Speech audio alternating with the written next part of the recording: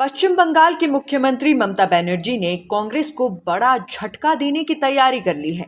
खबर है कि पार्टी राज्य की सभी सीटों पर लोकसभा चुनाव लड़ने की तैयारी कर रही है।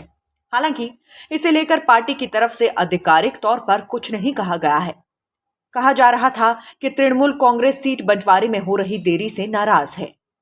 एक रिपोर्ट के अनुसार टीएमसी के एक वरिष्ठ नेता ने कहा, हमारी पार्टी सुप्रीमो ने साफ कर दिया है कि हमें कांग्रेस के साथ सीट शेयरिंग पर बातचीत के बारे में सोचने की जरूरत नहीं है।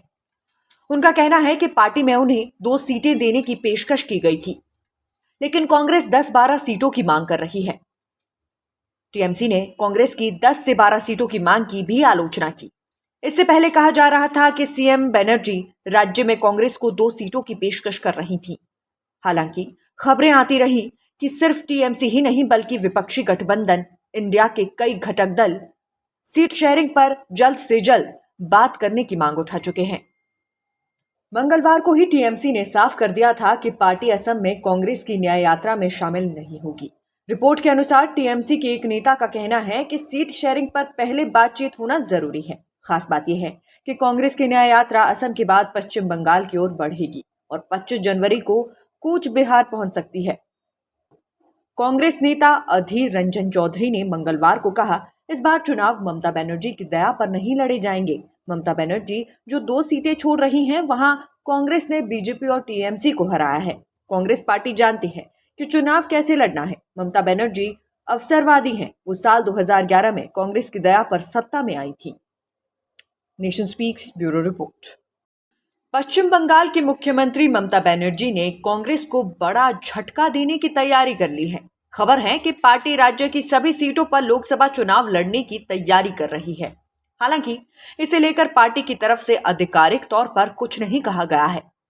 कहा जा रहा था कि तृणमूल कांग्रेस सीट बंटवारे में हो रही देरी से नाराज है। एक रिपोर्ट के अनुसार टीएमसी के एक वरिष्ठ नेता ने कहा, हमारी पार्टी सुप्रीमो ने साफ कर दिया है कि हमें कांग्रेस के साथ सीट शेयरिंग पर बातचीत के बारे में सोचने की जरूरत नहीं है। उनका कहना है कि पार्टी में उन्हें 2 सीटें देने की पेशकश की गई थी, लेकिन कांग्रेस 10-12 सीटों की मांग कर रही है। टीएमसी ने कांग्रेस की 10 से 12 सीटों की मांग की भी आलोचना की।